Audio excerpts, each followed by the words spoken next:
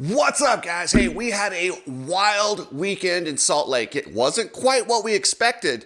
We didn't have a lot of drama for the championships. They kind of played out the way that a lot of people thought they would.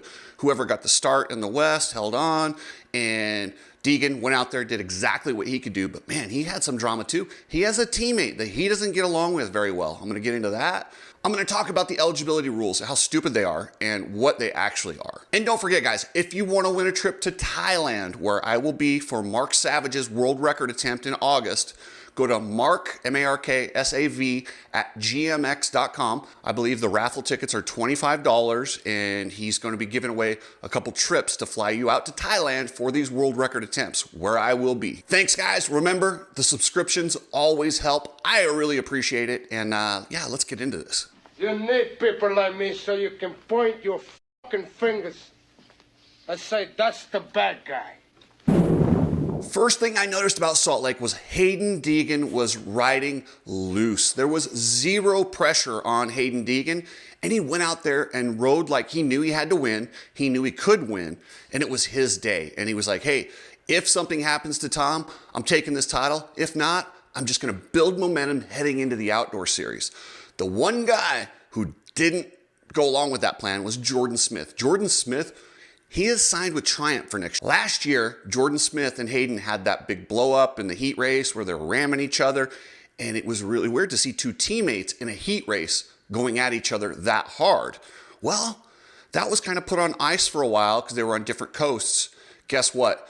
Jordan Smith, clearly, now that he signed with Triumph, there is no reason for him to be nice to Hayden Deegan. He wanted that win, and he didn't care if he put Deegan down to get it. He went for it, mistimed it. There's still some bad blood there. I am really hoping next year, when Triumph has Jordan Smith full-time and Hayden Deegan still in the 250 class, I hope they're on the same coast because it will deliver fireworks.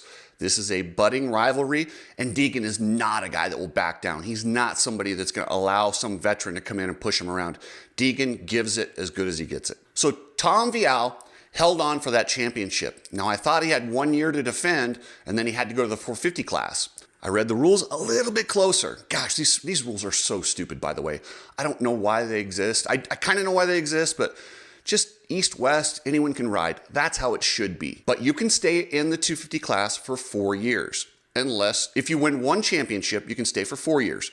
If you win 2 championships, you're out in 3 years. So if Tom Vial wins again next year, he's out. If he doesn't win, he can stay 1 extra year. On the other hand, RJ Hampshire, who won the championship, has been in this class for 10 years. So he's out after next year, no matter what happens. He doesn't have to defend his championship to be kicked out, whereas Tom has to defend it. If he defends it, he's out. If he doesn't, then he gets 1 year. So dumb. Hey, if you're a vet racer, check out Coach Rob's Vet Rider podcast. It's awesome. Him and Toolman Dan break down a lot of the struggles of us older riders. Check that out. Epic Garage Designs. Epic Garage Designs has slat wall. Just order yourself off the website. Go to epicgaragedesigns.com. Get yourself some slat wall and some hooks. You will be shocked at how good it makes your garage look and how much room you can clear up just with some slat wall. Anytime there's Triumph and a guy wins, that means someone else loses, especially in a really close race. I felt really bad for Levi Kitchen, but I could see on press day, he looked tight. He almost endoed like 3 times. He didn't look like that calm, cool, collected Levi that we've seen all year. Looked like the stress had kind of got to Levi just a little bit. And I mean, he kind of pulled it out. He got that heat race win, but RJ stayed right with him. And that's where earlier in the season, he would have been able to drop RJ. And it didn't leave him in a really good position. He needed to get a start in front of RJ to have a chance at it. Unfortunately, he didn't. The Pro Circuit Kawasaki drought continues. They still have not won since Justin Hill won in 2017, a championship, not races. They won races, obviously. My question is, Levi Kitchen, I don't think people are remembering, they're kind of sleeping on how good he was outdoors last year. He won a lot of second motos. He didn't get overalls and stuff like that, but he was fast.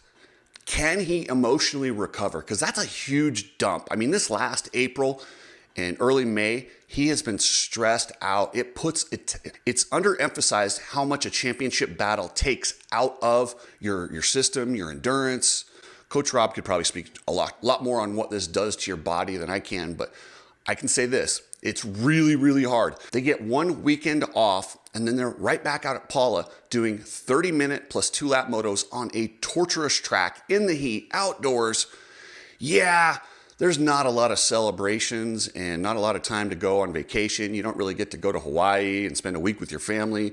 If you do, you'll miss the opening round of outdoors, and unfortunately in this sport, that's just not acceptable. Deegan, on the other hand, he's peaking at the right time. He actually came into Supercross with that wrist injury. He struggled, and he's kind of finally finding his legs just in time to get that championship that he narrowly missed out on last year.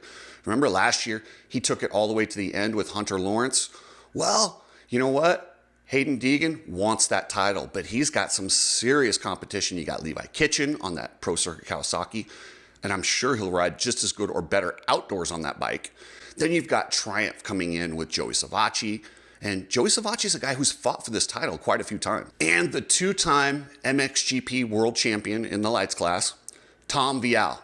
The question that I have for Tom Vial is, he looked stressed out in Salt Lake. How much did this take out of him? Now, he's going to be racing the outdoors, and we know a lot of times the European riders, they sometimes struggle with the heat. They don't grow up in hot weather like we do here, and it does wear on them. Now, coming in after that big emotional, battle that he had to win this championship, is that going to affect him? And also, that KTM, we haven't seen many good performances on that outdoors, at least the bike here in the United States.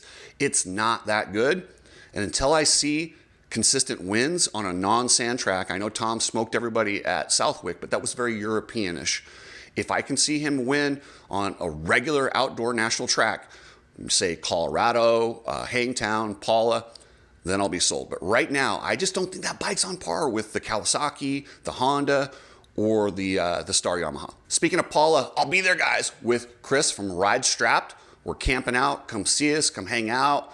It's going to be a good time. The Outdoor Nationals is always fun. If you've never been, you need to go. If you're shipping anything, use Precision Transport. If you're a privateer and you need to ship something out to California before Paula, hit up pretransport.com. They'll get your stuff out there, and they'll do it at a reasonable price and with good customer service. I am really excited to see how that Triumph bike does outdoors. Jalek Swoll has won in the past, and he's had his best Supercross season ever on that Triumph bike. It looks good. They're ripping starts. It looks stable. I've heard it's one of the most rideable bikes out there. And Joey Savacci has had this whole Supercross season to test, prep, and get that thing ready. I'm guessing that bike's going to be on point. Bobby Hewitt and that team, they know that they can win this thing in their first try.